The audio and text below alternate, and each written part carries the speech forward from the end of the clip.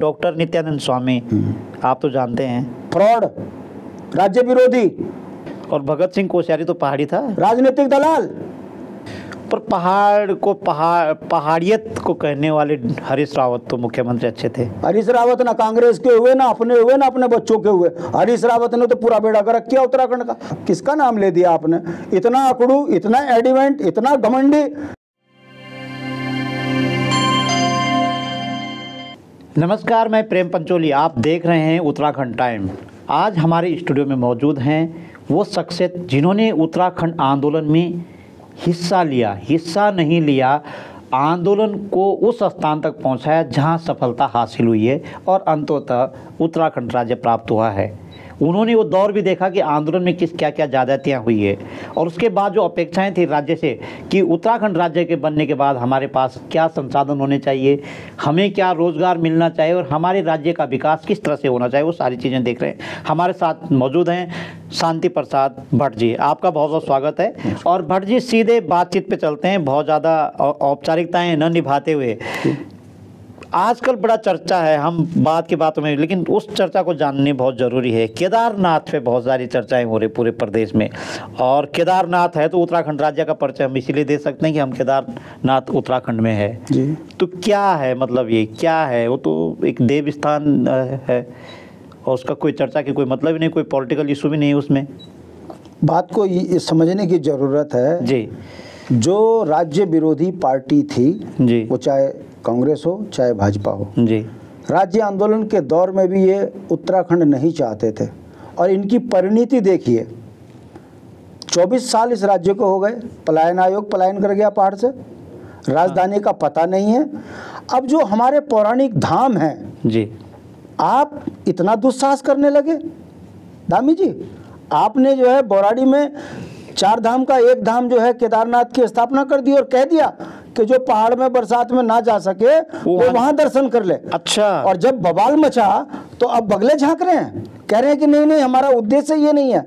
ये जो दुस्साहस ये कर रहे हैं, ये उत्तराखंड की जनता को देखना चाहिए और समझना चाहिए कि यदि हम इनके मोह पास में ऐसे ही फंसे रहे तो इनकी मंशा देख लीजिए कि पहाड़ को विकास से दूर कर ये धामों को भी मैदान में ले जाने का प्रयास कर रहे हैं, जिसका विरोध हमने किया। और आज भारतीय जनता पार्टी जो है जवाब नहीं बन रहा उनसे।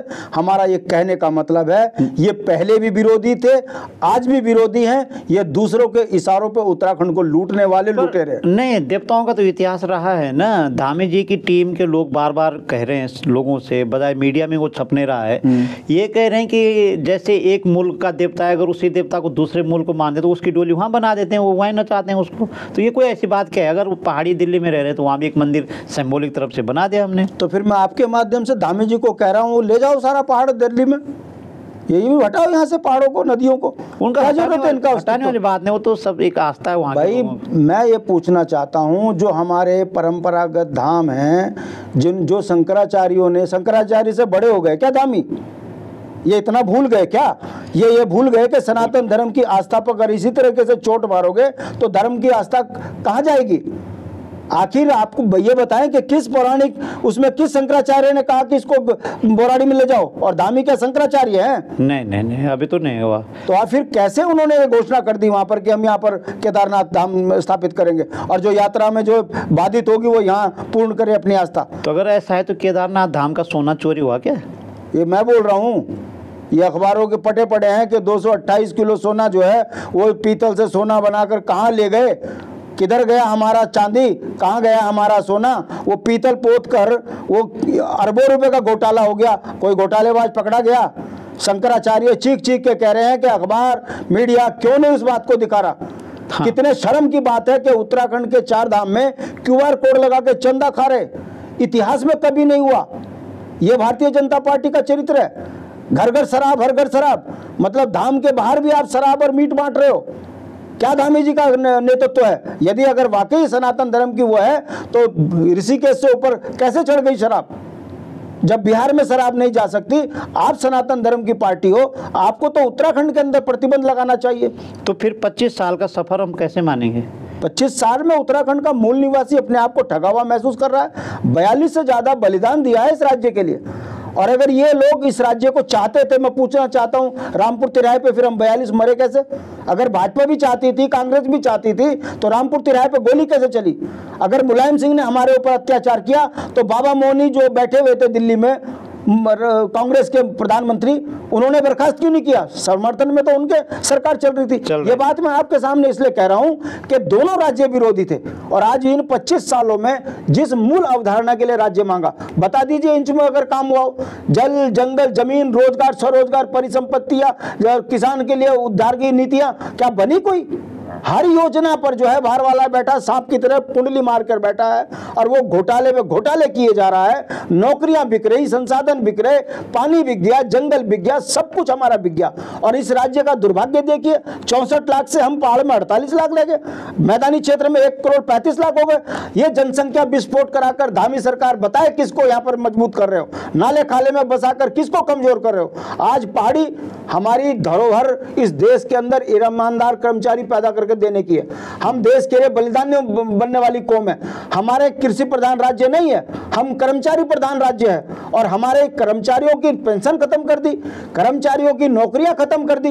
अरे उत्तर प्रदेश तो किसान बहुल्य क्षेत्र है, आपका हरियाणा किसान बहुल्य क्षेत्र है, वहां के किसान तो संपन्न है। हम नौकरी के बेस पर अपना जीवन यापन करते हैं, हमारी पेंशन खत्म कर दी, नौकरी खत्म कर दी। तो इन राष्ट्रीय पार्टियों ने पहाड़ को दिया क्या है? सीमाओं से लगा हुआ क्षेत्र है। अगर हम देश के लिए अलगाववाद से दूर हैं, अगर हम राष्ट्र के लिए गर्दन कटाने वाली कौम है, तो क्या हमको इतना कमजोर कर दिया जाए कि इस राज्य के अंदर सीमांत अन्य प्रदेशों की तरह कोई अलगाववाद की भाषा हो? पर कांग्रेस भाजपा तो ये कह रही कि उत्तराखंड के अंदर इतना, उत्तराखंड क्रांति दल के अंदर इतना दम था तो चुनाव जीते, तो चुनाव तो हम ही जीत रहे हैं। ये मैं आपकी बात को सहमत हूं। तो मुझे ये चुनाव जीत रहे हैं तो ये बता दीजिए ना, जीत कर उत्तराखंड को किस तरफ लेकर गए?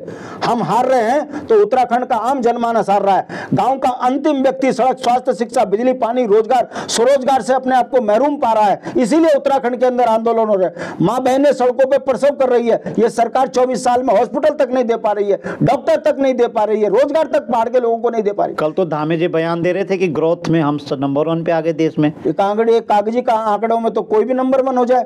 धरातल पर बताइए कि नंबर 1 क्या है? 35, 40 साल के लड़के बीटेक, एमटेक, एमएड, पीएचडी है, नौकरी नहीं है तो शादी नहीं हो रही, हमारे वंश रुक गए। ये विकास इन्होंने इस राष्ट्र पार्टियों ने इन 24 सालों में किया। नहीं, तो धामी जी कह रहे थे कि आजकल जो परीक्षा में पास हुए, जो नौकरी, सरकारी नौकरी पाने के लिए पास हुए, एक लड़के जो 5 बार परीक्षाओं में पास हो गए, वो तय नहीं कर पा रहे कौन सी नौकरी करनी है। मैं आज बता दूं, अगर उत्तराखंड के अंदर सीबीआई जांच हो जाए तो कहीं ऐसा ना हो कि धामी जी भी जो है गड़बड़ में पाए गए हों। जो व्यक्ति चुनाव हार गया हो उसको पुनः मुख्यमंत्री बनाकर क्या संदेश दिया दिल्ली ने? और उत्तराखंड की संपदाओं में गुजरातियों का कब्जे हो गए, ये क्या संदेश है?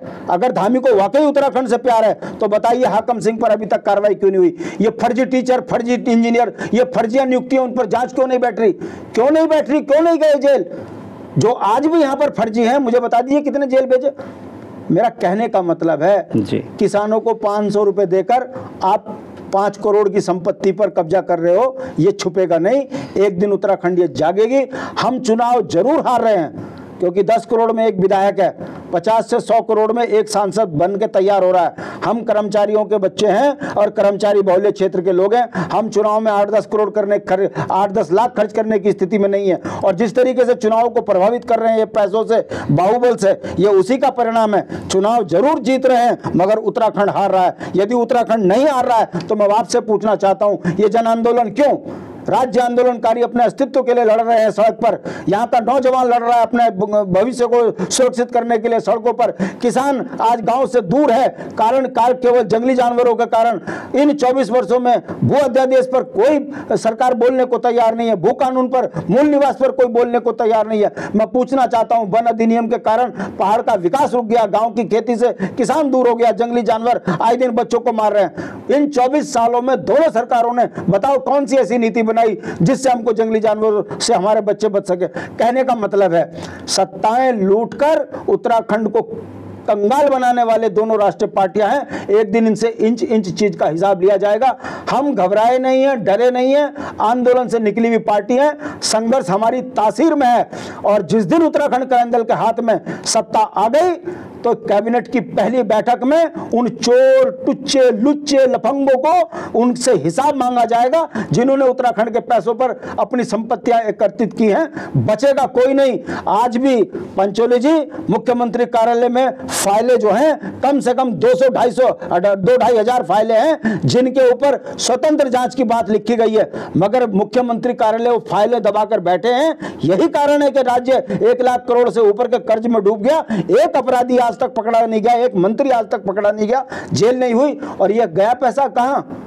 ये वो सवाल है जो उत्तराखंड क्रांति दल चौक चौराहों पर, गांव-गांव जाकर जनता के बीच में सवाल खड़े करते हैं, और जनता समझ भी रही है। मगर एक दिन वो जरूर, मेरा विश्वास है कि जब हम 42 से ज्यादा शहादत के बाद ये राज्य ले सकते हैं, तो एक दिन इन बुनियादी सवालों पर हम सत्ता में जरूर जाएंगे। पैसों पर, बाहुबल पर हम भारी पड़ेंगे, और हमारे जिस दिन सदन में जीत के जाएंगे उस दिन उत्तराखंड का पाई पाई का हिसाब हम ही लेंगे। ये इंच जमीन हमारी गुरुकुल नार्सन से लेकर बद्रीनाथ तक कोई नेता लेके जा नहीं सकता, और इस परिधि के अंदर घोटाले करने वाले को हम बख्शेंगे नहीं, ये तय मान के चलिए।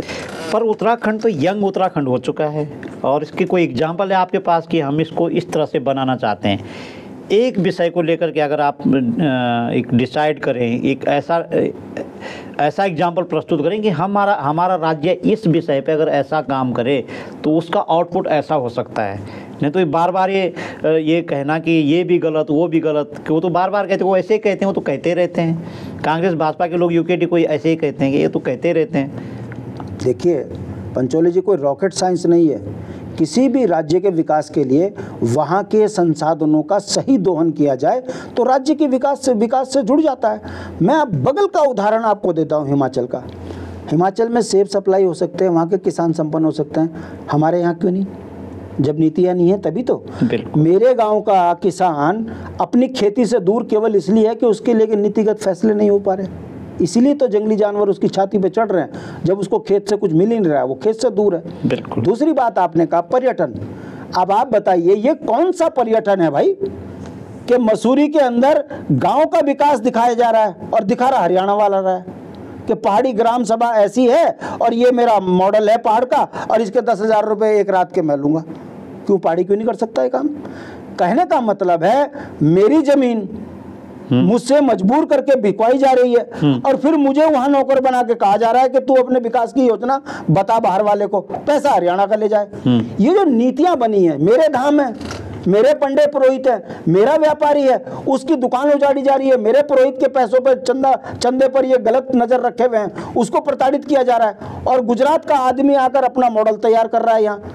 तो अगर ऐसे विकास का ताना बाना बनता रहेगा तो उत्तराखंड का तो विकास हो ही नहीं सकता। मेरा यह मानना है कि अगर धार्मिक पर्यटन, धार्मिक सामाजिक परिवर्तन जो हमारा पर्यटन है, अगर हम तीर्थाटन को, पर्यटन को ढंग से तरीके से विकसित कर दें तो ये दुनिया का, एशिया में नंबर 1 स्टेट बन सकता है। जितने बिजली पानी के संसाधन हमारे पास हैं, यदि उसका सही दोहन किया जा सकता है तो हम अन्य राज्यों को आर्थिक मदद कर सकते हैं। इतना हमारे पास संसाधन है।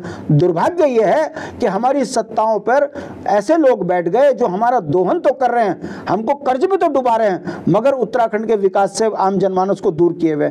इसलिए जब हम आदिकाल से नीतिमाणा में जीवन जी सकते हैं, हम आदिकाल से अपनी परंपरागत खेती से जी सकते हैं, तो ऐसी कौन सी आफत आ गई कि राज्य बनने के बाद हम गांव से दूर हो गए, विकास से दूर हो गए, नौकरी से दूर हो गए और हमारा विकास बिहार का कर रहा है, हमको विकास का आईना हरियाणा का दिखा रहा है, दिल्ली का दिखा रहा है और इनके दलाल बनकर ये सत्ता में बैठे हुए लोग हमारा दोहन कर रहे हैं। क्या ये आम जनमानस नहीं समझ रहा है? सब समझ रहे हैं, मगर एक प्रायोजित तरीके से उत्तराखंड क्रांति दल को बदनाम कर इसमें लंबे राज करने की जो साजिश, हमने वो तो बार बार कहते हैं कि हमने तो उनको मिनिस्ट्री भी दी है, भारतीय जनता पार्टी के लोग कहते हैं, उनके प्रवक्ता कहते हैं, और ये चुप रहे बैठे हुए सदन में। सत्ता दी और अगर भारतीय जनता पार्टी को हमको सत्ता देने का आप दे दो ना।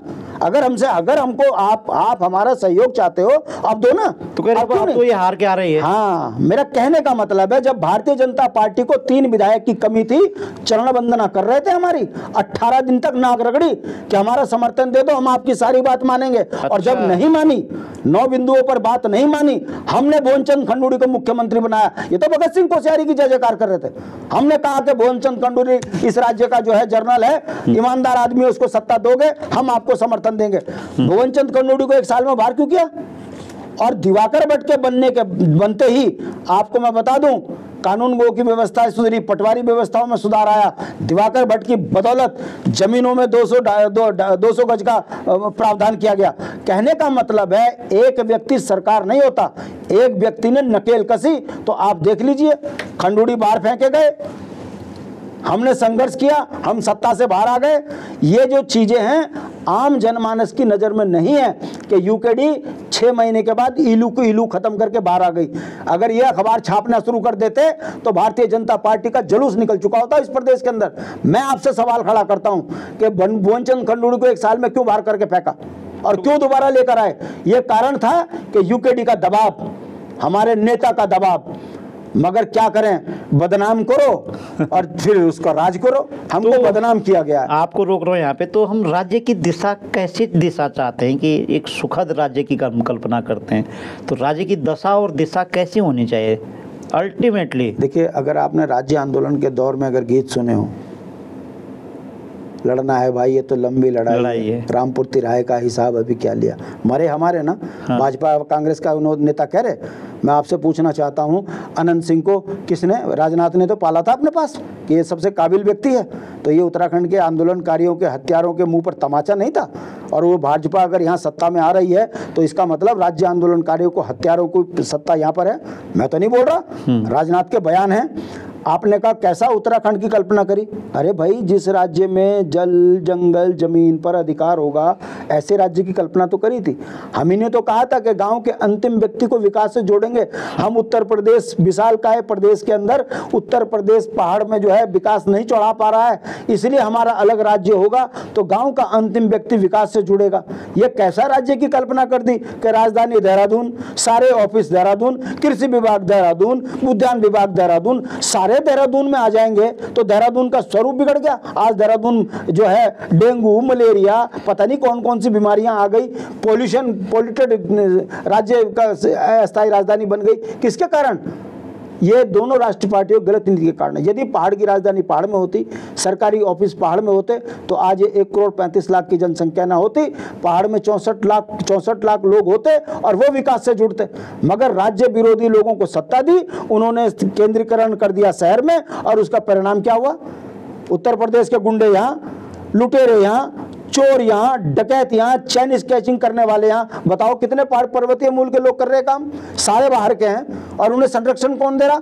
5 रुपए की रसीद भाजपा की कटाओ, 5 रुपए की रसीद कांग्रेस की कटाओ, और इनके चाटुकार नेताओं को चंदा दो, उसके बाद रवि बड़ोला पर गोली चलाओ, कोई बोलने वाला नहीं। बिल्कुल। जितने हत्यारे उत्तराखंड के अंदर बैठे हैं जरा जाके देखिए, 100 में से 95 जो लोग हैं उत्तर प्रदेश के यहाँ पर हमारी छाती पर बैठे हुए हैं, और इन्हें संरक्षित करने वाली ये दोनों राष्ट्रीय पार्टियां। क्या जनता नहीं जानते? नहीं क्या हम अपने राज्य का विकास नहीं जानते?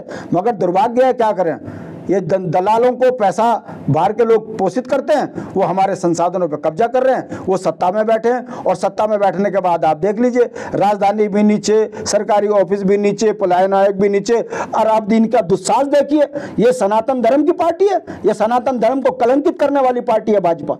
आखिर ये कैसे बयान दे दिया इन्होंने कि जो पहाड़ में दर्शन नहीं कर सकता केदारनाथ के, वो बौराड़ी में करे?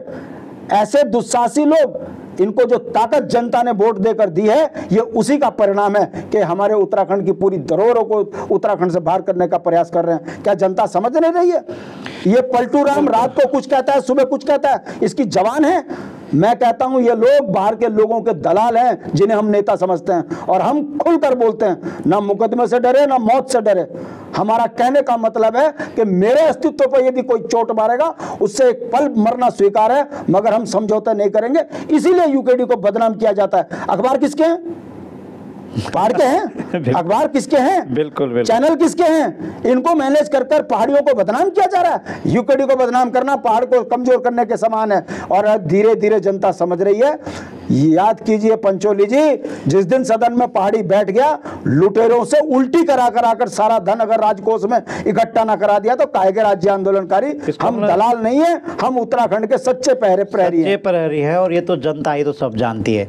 लेकिन लोग तो, कुछ लोग ये कहते हैं कि हमारे मुख्यमंत्री अच्छे बने हैं, जैसे मैं बोलूँगा डॉक्टर नित्यानंद स्वामी, आप तो जानते हैं, फ्रॉड, राज्य विरोधी, कुछ लोगों ने उनको यहाँ मुख्यमंत्री बना दिया। उत्तर प्रदेश से 26 राज्य विरोधी संशोधन हुए और 3 केंद्र ने कर दिए, वो एज इट इज यहाँ स्वीकार कर लीजिए। इसलिए उत्तराखंड का विरोधी था नित्यानंद स्वामी।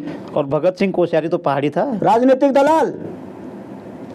और एनडी तिवारी ने तो बहुत कुछ किया, बहुत कर्जा लो, घी खाओ, मजे करो, ऐश करो, कर्ज में डुबा दिया। जितनी योजनाएं एनडी तिवारी लाए, निश्चित रूप से उनके टाइम पर उत्तराखंड में विकास की योजनाएं आई, मगर लाभ किसको मिला? उत्तराखंड को कर्ज मिला, लाभ बाहर वालों को मिला, वो भी बहुत ज्यादा अच्छे नहीं थे। भुवनचंद खंडूड़ी, खंडूड़ी है जरूरी, खंडूड़ी की सिर्फ मूछ ही मूछ थी, बाकी कुछ नहीं था। उनके कार्यालय में घुसने में पार्टी डरता था, यहां तक कि भारतीय जनता पार्टी के कैबिनेट मंत्री तक उनसे बात करने में डरते थे। यही कारण है कि खंडूड़ी के टाइम पर विकास की वो धाराएं रुकी हैं, लोग डरे हैं खंडूड़ी से, उसके भय के कारण उनको पद से भी हटना पड़ा। बहुत लोकप्रिय नेता डॉक्टर चिपली घड़ी, चिपलू, कोई नहीं टिका, जो टिका वही मरा। वो सिर्फ चिपले थे, कहीं के नेता नहीं थे। पर पहाड़ियत को कहने वाले हरीश रावत तो मुख्यमंत्री अच्छे थे। हरीश रावत ना कांग्रेस के हुए, ना अपने बच्चों के हुए। हरीश रावत ने तो पूरा बेड़ा गर्क किया उत्तराखंड का। क्या आप जानते नहीं हो? पितृ पुत्र मोह, वो अकेला मैं, बाकी सब खत्म। आज कांग्रेस की जो दुर्गति हुई, इसमें हरीश रावत जी का बहुत बड़ा हाथ है, और उत्तराखंड को खत्म करने में हरीश रावत जी का भी बहुत बड़ा हाथ है। कई चीजें हैं, मैं चैनल पे नहीं बोल सकता। राज्य आंदोलन में उनका चेहरा बड़ा संदिग्ध था, हमसे ज्यादा कोई जानता नहीं है। त्रिवेंद्र सिंह रावत को कहते अच्छे फैसले लिए। ए बाबा, किसका नाम ले दिया आपने? इतना अकड़ू, इतना एडिवेंट, इतना घमंडी के बाद में हटना ही पड़ा। एक पैसे का काम नहीं करा और जितने घोटाले उन पर लगे हैं, यदि उसकी जांच हो जाए तो शायद ढेचा बीज से लेकर वो सुरसिंगधार, कई चीजें बोलना नहीं चाहिए। ये सारे राज्य विरोधी हैं। आपको लग रहा तो सच्चा बोलते हैं। बाप रे बाप, अब बताइए, इतने बड़े पद का व्यक्ति, उसको महिलाओं की टांगों तक नजरें जा रही है। मुझे तो शर्म आती है, भाजपा में ऐसे कैसे कद्दावर नेता बन गए? कैसी बात कर रहे हो आप? युवा उत्तराखंड का युवा मुख्यमंत्री पुष्कर सिंह धामी। किसने पटका? मैंने तो नहीं पटका ना, खटीमा वालों ने पटका। कितना युवा है आपको पता नहीं है? चोर दरवाजे से मुख्यमंत्री बना है। आखिर मैं पूछना चाहता हूँ, दिल्ली में इतना क्या रखा? वो जितना देहरादून में नहीं बैठते जितना दिल्ली में बैठ रहे। मैं पूछना चाहता हूँ, गांव गांव शराब जा रही है, धामी जी युवा है तो क्यों युवाओं को बर्बाद कर रहे हैं? क्यों नौकरियों में बाहर वाले लग रहे हैं? क्यों नौकरियां जो है बिक रही है उत्तराखंड के अंदर? मुझे एक बता दीजिए, धामी जी ने युवा होते हुए उत्तराखंड के न्याय संगत कोई काम कराओ? अरे भाई, मुख्यमंत्री कार्यालय पर भ्रष्टाचार के आरोप लग रहे हैं और आप फ्रंट पे आके जवाब नहीं दे पा रहे। खनन माफिया आप बता रहे, जो है शराब माफिया आपको बताया जा रहा है। आप पर अगर दाग नहीं है तो आकर खुलकर बोलिए ना। कौन सा विभाग ऐसा है? 2-2 3-3 ऐसे व्यक्ति को तुम बना दे रहे हो। आप पर आरोप लग रहे हैं कि आप आयोगों में अध्यक्ष उनको बना रहे हो जो आपके चहेते हैं। तो ये आयोग के अध्यक्ष जो बन रहे हैं, ये आरोप नहीं है, ये प्रूफ्ड है, अखबारों में छप रहा है, पहले ही पता चल जा रहा है, इतने में बोली लग रही है इसकी। तो धामी जी, आप स्मार्ट हो सकते हो, आप नेता नहीं हो। आपके ऊपर नेता वाले गुण एक भी नहीं है और आप घिरे हुए हो। एक दिन आपको पश्चाताप करना पड़ेगा। आखिर ये देवभूमि है, देवता बख्शेंगे भी नहीं जिन्होंने उत्तराखंड के साथ अन्याय किया, और सारे परेशान हैं। तो बिल्कुल देवता बख्शेंगे नहीं, और ये देवभूमि है। और आपने राज्य के विकास और राज्य के सुखद एहसास के लिए हमने बहुत लंबी चौड़ी बातचीत की है, और बहुत कम समय में शांति प्रसाद भट्ट जी ने बहुत सारी जिज्ञासाएं, बहुत सारे योजनाएं हमारे सामने रखी है। और सच में उत्तराखंड राज्य में जो निराशा पैदा हो रखी है, वो निराशा यूं ही पैदा हुई है जैसे भट्ट जी ने हमको बताया है। अगली कड़ी में ऐसी ही किसी दूसरी शख्सियत से आपको मिलवाएंगे। तब तक के लिए अनुमति दीजिए। नमस्कार।